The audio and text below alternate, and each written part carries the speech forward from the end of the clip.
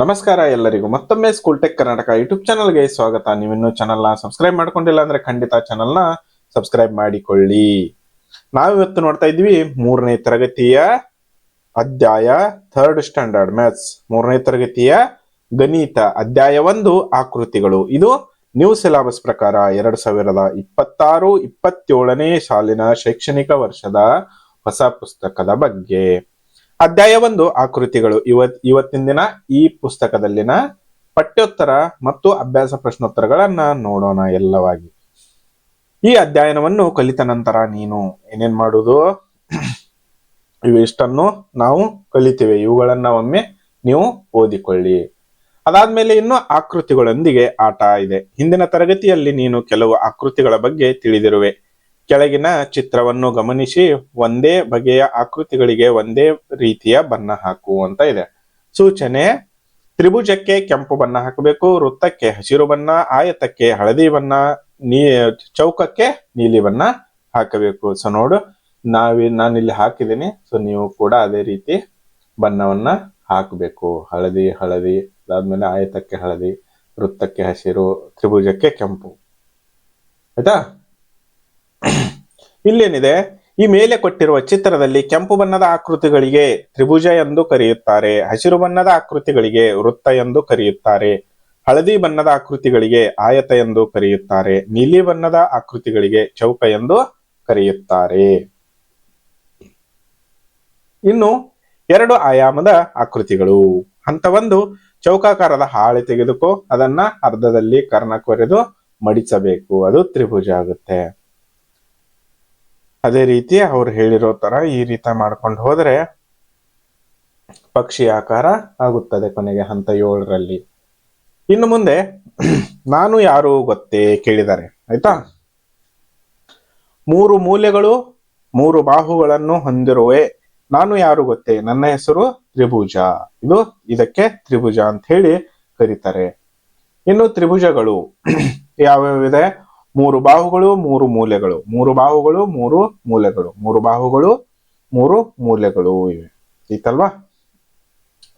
ಅದೇ ರೀತಿ ಇನ್ನು ಮುಂದೆ ಆಯತ ಅಥವಾ ಚತುರ್ಭುಜ ಬರುತ್ತೆ. ಚತುರ್ಭುಜ ಅಂದ್ರೆ 4 ಬಾಹುಗಳು 4 ಮೂಲೆಗಳನ್ನು ಮತ್ತು 2 ಕರ್ಣಗಳನ್ನು ಹೊಂದಿರುವೆ. ನಾನು ಯಾರು ಅಂದ್ರೆ ನನ್ನ ಹೆಸರು ಚತುರ್ಭುಜ. ಇಲ್ಲಿ ಚತುರ್ಭುಜ ಇದ್ರ ಹೆಸರು. ಎಷ್ಟು? 4 ಬಾಹುಗಳನ್ನ ಹೊಂದಿರುತ್ತೆ, 4 ಮೂಲೆಗಳನ್ನ ಹೊಂದಿರುತ್ತೆ ಮತ್ತು 2 ಕರ್ಣಗಳನ್ನ ಹೊಂದಿರುತ್ತದೆ. ಚತುರ್ಭುಜಗಳು ಹೀಗಿರುತ್ತೆ ನೋಡಿ. ಬಾಹುಗಳು 4, ಮೂಲೆಗಳು 4, ಕರ್ಣಗಳು 2, ಎಲ್ಲದರಲ್ಲೂ ಸಮಾಂತರವಾಗಿ ಇರುತ್ತವೆ. ಸೊ ಇದನ್ನ ನೀವು ಪುಸ್ತಕದಲ್ಲಿ ತುಂಬಿಕೊಳ್ಳಿ. ಇನ್ನು ನೆನಪಿಡುವಂತ ಇದೆ. ತ್ರಿಭುಜ ಬಾಹುಗಳು 3, ಕೋಣೆಗಳು 3. ಚತುರ್ಭುಜ ಬಾಹುಗಳು 4, ಮೂಲೆಗಳು 4, ಕರ್ಣಗಳು 2 ಅಂತ ಇದೆ. ಇನ್ನು 3 ಆಯಾಮಗಳುಳ್ಳ ಆಕೃತಿಗಳು. ಕೆಳಗಿನ ಚಿತ್ರಗಳಿಗೆ ಬಣ್ಣ ತುಂಬು ಅಂತ ಇದೆ. ನಾನು ಬಣ್ಣ ತುಂಬಿದ್ದೇನೆ, ನೀವು ಒಂದ್ಸರಿ ತುಂಬಿಕೊಳ್ಳಿ. ಅದಾದ್ಮೇಲೆ 2ನೇ ಚಿತ್ರದಲ್ಲಿ ಚುಕ್ಕೆಗಳನ್ನು ಸೇರಿಸಿ ಚಿತ್ರಗಳನ್ನು ಪೂರ್ಣಗೊಳಿಸು, ಆಯಾಮಗಳನ್ನು ಗುರುತಿಸು ಅಂತ ಇದೆ. ಆಯ್ತಾ? ಇದು ಕೋನ. ಆಯ್ತಾ? ಇದು ಆಯತ, ಇದು ಕೂಡ ಆಯತ, ಇದು ಸಿಲಿಂಡರ್. ಇರ್ತಲ್ವಾ? ಅದಾದ್ಮೇಲೆ ಇನ್ನು ಕೆಳಗೆ ನೀಡಿರುವ ಚಿತ್ರಗಳಲ್ಲಿ ಸರಳ ರೇಖೆಯೊಂದಿಗೆ ಅಂಕಿಗಳನ್ನು ಕ್ರಮವಾಗಿ ಸೇರಿಸು ಅಂತ ಇದೆ.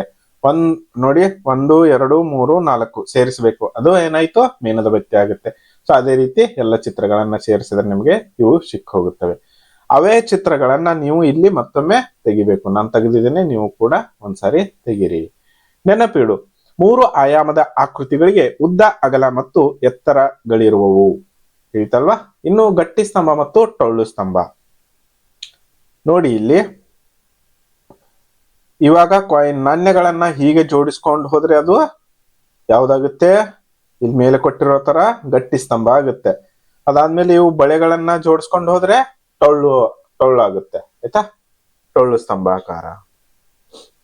ಅದಾದ್ಮೇಲೆ ಇನ್ನು ನೆನಪಿಟ್ಟುಕೊಳ್ಳಿ, ನಾಣ್ಯದ ಒಳಭಾಗ ಗಟ್ಟಿಯಾಗಿದ್ದು ಗಟ್ಟಿ ಸ್ತಂಭಾಕೃತ ರೂಪುಗೊಂಡಿದೆ. ತೀತಲ್ವಾ? ಸೊ ಇದು ಗಟ್ಟಿ. ಅದಾದ್ಮೇಲೆ ಬಳೆಗಳ ಒಳಭಾಗಗಳು ಟೊಳ್ಳಾಗಿದ್ದು ಟೊಳ್ಳು ಸ್ತಂಭಾಕೃತಿ ಒಳಗೊಂಡಿದೆ. ಟೊಳ್ಳು ಸ್ತಂಭಾಕೃತಿ. ಅದೇ ರೀತಿಯನ್ನು ಅಭ್ಯಾಸ 1.19 ನೋಡಿ. ಮೊದಲನೇದು, ಕೆಳಗಿನ ಪಟ್ಟಿಯನ್ನು ಭರ್ತಿ ಮಾಡು. ಆಕೃತಿ, ಬಾಹುಗಳು, ಮೂಲೆಗಳು, ಕರ್ಣಗಳು. ಮೊದಲನೇದು ತ್ರಿಭುಜ, 3 ಬಾಹುಗಳು 3 ಮೂಲೆಗಳು, ಕರ್ಣಗಳು ಅದಕ್ಕೆ ಇಲ್ಲ. ಸೊ ಅದಕ್ಕೆ ಏನ್ ಮಾಡಿ, ಅದನ್ನ ಖಾಲಿ ಬಿಡಿ.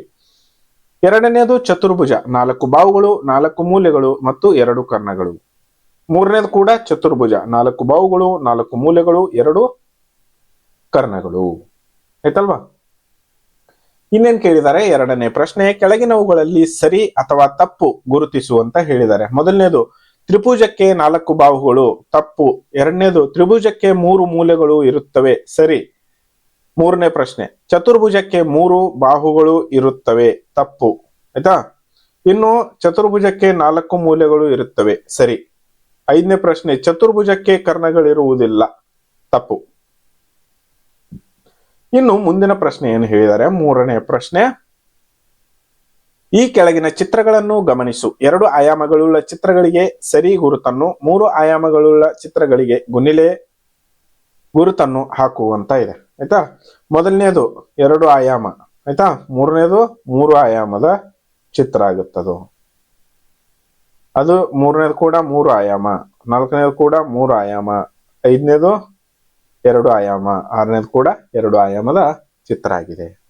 ಅದಾದ್ಮೇಲೆ ಇನ್ನು 4ನೇ ಪ್ರಶ್ನೆ, ಗಟ್ಟಿ ಸ್ತಂಭ ಮತ್ತು ಟೊಳ್ಳು ಸ್ತಂಭ ಆಕೃತಿಗಳ ವಸ್ತುಗಳ ಚಿತ್ರಗಳನ್ನು ಕೊಟ್ಟಿದೆ. ಅವುಗಳಲ್ಲಿ ಗಟ್ಟಿ ಸ್ತಂಭಗಳ ಚಿತ್ರಗಳಿಗೆ ಕೆಂಪು ಬಣ್ಣವನ್ನು, ಟೊಳ್ಳು ಸ್ತಂಭದ ಚಿತ್ರಗಳಿಗೆ ಹಸಿರು ಬಣ್ಣವನ್ನು ಹಾಕುವಂತ ಹೇಳಿದ್ದಾರೆ. ಕಬ್ಬಿಣದ ಸರಳು, ಯಾವ್ದಿದು? ಗಟ್ಟಿ ಸ್ತಂಭ, ಕೆಂಪು ಹಾಕಬೇಕು. ಪ್ಲಾಸ್ಟಿಕ್ ಕೊಳವೆ, ಇದು ಟೊಳ್ಳು ಸ್ತಂಭ, ಇದಕ್ಕೆ ಹಸಿರು ಬಣ್ಣ. ಮೇಣದ ಬತ್ತಿ, ಗಟ್ಟಿ ಸ್ತಂಭ, ಕೆಂಪು ಹಾಕಿ. ದಾರದ ಸುತ್ತಿದ ಕೊಳವೆ, ಇದು ಟೊಳ್ಳು, ಹಸಿರು ಬಣ್ಣ, ಅದಕ್ಕೆ ಹಾಕಿ. ಈತಲ್ವಾ? ಸೊ ಅದೇ ರೀತಿ ಇನ್ನು ಹಾಸುಗಲ್ಲುಗಳ ಬಗ್ಗೆ ನೋಡೋಣ. ಇದನ್ನ ಒಂದ್ಸರಿ ಎಲ್ಲ ಓದ್ಕೊಳ್ಳಿ, ನಿಮ್ ಶಿಕ್ಷಕರು ಕೂಡ ನಿಮ್ಮ ಶಾಲೆಯಲ್ಲಿ ಹೇಳ್ತಾರೆ. ಅದಾದ್ಮೇಲೆ ಇನ್ನು ಮುಂದೆ ಸರಿ ಹೊಂದುವ ಹಾಗೂ ಸರಿ ಹೊಂದದ ಹಾಸುಗಲ್ಲು ಅಂತ ಇದೆ. ಆಯ್ತಾ?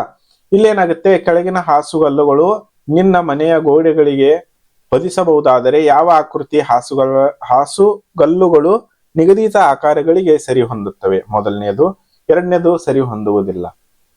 ಇನ್ನು ಅದೇ ರೀತಿ ಇನ್ನು ಕೆಳಗಡೆ ಇದೊಂದು ಪಟ್ಟಿಯನ್ನ ಕೊಟ್ಟಿದ್ದಾರೆ, ಅದನ್ನ ಓದಿ ನೆನಪಿಡು. ಇದು ಕೂಡ ಒಂದ್ಸರಿ ಓದ್ಕೊಳ್ಳಿ. ಅದಾದ್ಮೇಲೆ ನಾವಿನ್ನು ಅಭ್ಯಾಸ 1.2 ನೋಡೋಣ. ಮೊದಲನೇದು, ಮಾದರಿಯಂತೆ ಪೂರ್ಣಗೊಳಿಸು. ನಾನು ಟೇಬಲ್ 1 ಪೂರ್ಣಗೊಳಿಸಿದ್ದೇನೆ, ನೀವು ಕೂಡ ಮಾಡಿ. ಅದಾದ್ಮೇಲೆ ಟೇಬಲ್ 2 ಕೂಡ ನಾನು ಬಿಡಿಸಿ ಅದಕ್ಕೆ ಕೇಸರಿ ಬಣ್ಣವನ್ನು ಹಾಕಿದ್ದೇನೆ, ನೀವು ಕೂಡ ಹಾಕಿ. ಎರಡನೆಯದು, ಪ್ರಾಯೋಗಿಕ ಚಟುವಟಿಕೆ ಅಂತ ಇದೆ. ಇಲ್ಲೇನ್ ಕೊಟ್ಟಿದ್ದಾರೆ, ಸರಿ ಹೊಂದುವ ಹಾಸುಗಲ್ಲುಗಳಿಗೆ ಹಸಿರು ಬಣ್ಣ, ಅಂದ್ರೆ ಇವು ಸರಿ ಹೊಂದುತ್ತವೆ, ಅದಕ್ಕೆ ಹಸಿರು ಬಣ್ಣ ಹಾಕಬೇಕು. ಆಯ್ತಾ? ಇವು ಸರಿ ಹೊಂದದ ಏನೋ ಹಾಸುಗಲ್ಲುಗಳು, ಅದಕ್ಕೆ ಇವುಗಳಿಗೆ ಕೆಂಪು ಬಣ್ಣ ಹಾಕಬೇಕು. ಈತಲ್ವಾ? ಅದೇ ರೀತಿ ಇನ್ನು ನಕಾಶೆ ಜ್ಞಾನ ಅಂತ ಇದೆ. ನಕಾಶೆ ಅಂದ್ರೆ ಇದು ಮ್ಯಾಪ್ ಅಂತ ಇರಲ್ಲ, ರೈಲ್ವೆ ಹೋಗೋದು, ಬಸ್ಗಳು ಹೋಗೋದು, ರೋಡ್ಗಳು, ನದಿಗಳು, ಆಮೇಲೆ ಪಟ್ಟಣಗಳು, ಇವುಗಳನ್ನೆಲ್ಲ ಒಂದ್ಸಾರಿ ಓದಿ. ಆಯ್ತಾ?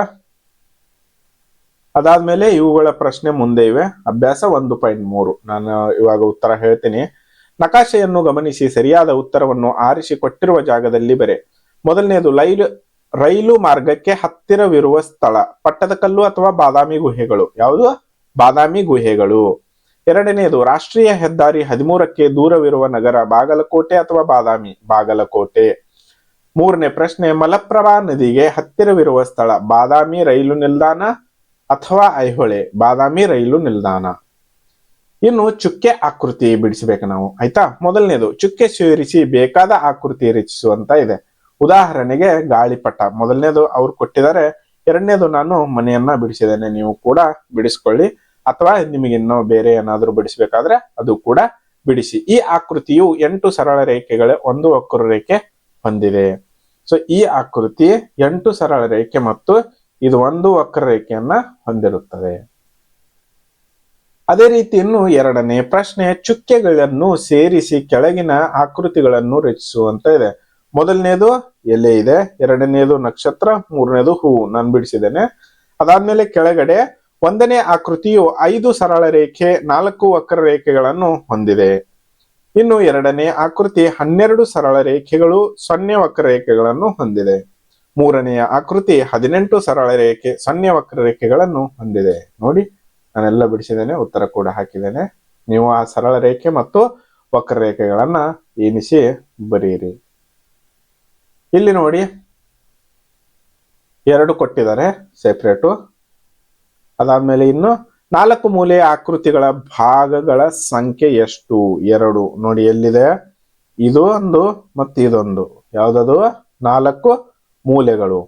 ಇನ್ನು 3 ಮೂಲೆಯ ಆಕೃತಿಗಳ ಭಾಗಗಳ ಸಂಖ್ಯೆ ಎಷ್ಟು? ನೋಡಿ, ಇದು ಇದು ಇದು ಇವುಗಳಿಗೆ ತ್ರಿಭುಜ 3 ಮೂಲೆಗಳು. ಒಂದೇ ರೀತಿಯ ಅಳತೆಗಳುಳ್ಳ ಭಾಗಗಳ ಸಂಖ್ಯೆ ಎಷ್ಟು? 2. ಯಾವ್ಯಾವು? ಇದು ಒಂದು ಮತ್ತೆ ಇದು ಒಂದು ಸರಿ ಸಮಾನಾಗಿರುತ್ತವೆ. ಅದಾದ್ಮೇಲೆ ಇನ್ನು ಒಟ್ಟು ಭಾಗಗಳ ಸಂಖ್ಯೆ ಎಷ್ಟು? 5 ಅಂತ ಬರೆಯಿರಿ. ಆಯ್ತಾ? ಇನ್ನೇನಿದೆ, 5 ಭಾಗಗಳನ್ನು ಬಳಸಿ ಕೆಳಗಿನಂತೆ ವಿವಿಧ ಆಕೃತಿಗಳನ್ನು ತಯಾರಿಸಲು ಪ್ರಯತ್ನಿಸು ಅಂತ ಹೇಳಿದ್ದಾರೆ. ನೀವು ಕೂಡ ಮಾಡಿ ಇದನ್ನ. ಇನ್ನು ನಾವು ನೋಡೋಣ ಅಭ್ಯಾಸ 1.4. ಮೊದಲನೇ ಪ್ರಶ್ನೆ, 2 ಮತ್ತು 3ನೇ ಕತ್ತರಿಸಿದ ಭಾಗಗಳನ್ನು ಜೋಡಿಸಿ ಆಕೃತಿಯನ್ನು ರಚಿಸುವಂತ ಇದೆ. 2, 3 ನಾನು ಮನೆಯನ್ನ ರಚಿಸಿದ್ದೇನೆ, ನೀವು ಕೂಡ ಅದೇ ರೀತಿ ಬರ್ಕೊಳ್ಳಿ. ಅದಾದ್ಮೇಲೆ ಎರಡನೇ ಪ್ರಶ್ನೆ, 1, 2, 3, 4 ಮತ್ತು 5ನೇ ಭಾಗಗಳಲ್ಲಿ ನಿನಗಿಷ್ಟ ಬಂದಂತೆ ಕತ್ತರಿಸಿ ಭಾಗಗಳನ್ನು ಬಳಸಿ ವಿವಿಧ ಆಕೃತಿಗಳನ್ನು ಬಳಸುವಂತ ಇದೆ. ನಾನಿಲ್ಲಿ ಬಳಸಿದ್ದೇನೆ, ಇವು ಇದಾಗುತ್ತೆ. ಇನ್ನು 3ನೇ ಪ್ರಶ್ನೆ ನೋಡಿ, ಈ ಆಕೃತಿಯಲ್ಲಿ ಬಳಸಿರುವ ಕತ್ತರಿಸಿದ ಭಾಗಗಳನ್ನು ಗಮನಿಸಿ. ಇವೇನ್ ಮಾಡೋದಿದೆ? ಸೆಪರೇಟ್ ಮಾಡಿ ಬರೆಯುವುದಿದೆ. 1, 2, 3 ಅವುಗಳನ್ನ ಸೆಪರೇಟ್ ಮಾಡಿ ಅವು ಹೊಂದಿರುವ ಕತ್ತರಿಸಿದ ಭಾಗಗಳ ಸಂಖ್ಯೆಗಳನ್ನ ಹೆಸರಿಸಿ ಅಂತ ಇದೆ. ಅದಾದ್ಮೇಲೆ ನಿಮ್ಮ ಈ ಅಧ್ಯಾಯ ಇಲ್ಲಿಗೆ ಮುಗಿದಿರುತ್ತದೆ. ನಾವು ನೆಕ್ಸ್ಟ್ ಟೈಮ್ ಏನ್ ಮಾಡೋಣ? ಅಧ್ಯಾಯ 2 ನೋಡೋಣ, ಚಾಪ್ಟರ್. ನೀವು ಇನ್ನೂ school tech Karnataka YouTube channel ನ ಸಬ್ಸ್ಕ್ರೈಬ್ ಮಾಡ್ಕೊಂಡಿಲ್ಲ ಅಂದ್ರೆ ಖಂಡಿತ ಸಬ್ಸ್ಕ್ರೈಬ್ ಮಾಡಿಕೊಳ್ಳಿ. ಯಾಕೆ ಈ ಮಾತು ಹೇಳ್ತಾ ಇದ್ದೀನಿ ಅಂದ್ರೆ, ನಾವು ಮತ್ತೆ ಮುಂದಿನ ವಿಡಿಯೋದಲ್ಲಿ ಅಧ್ಯಾಯ 2 ಸಂಖ್ಯೆಗಳು ಈ ಪಾಠದ ಎಲ್ಲ ಪಠ್ಯೋತ್ತರ ಪ್ರಶ್ನೆಗಳು ಮತ್ತು ಅಭ್ಯಾಸ ಪ್ರಶ್ನೋತ್ತರಗಳನ್ನ ನಾವು ಹಾಕ್ತಿವಿ. ಅದಕ್ಕೋಸ್ಕರ ನೀವೇನ್ ಮಾಡ್ಕೊಳ್ಳಿ, ಖಂಡಿತ ಈ ಚಾನಲ್ ಅನ್ನ ಸಬ್ಸ್ಕ್ರೈಬ್ ಮಾಡಿಕೊಳ್ಳಿ. ನಾವು ಮತ್ತೆ ಮುಂದಿನ ವಿಡಿಯೋದಲ್ಲಿ ಭೇಟಿಯಾಗೋಣ.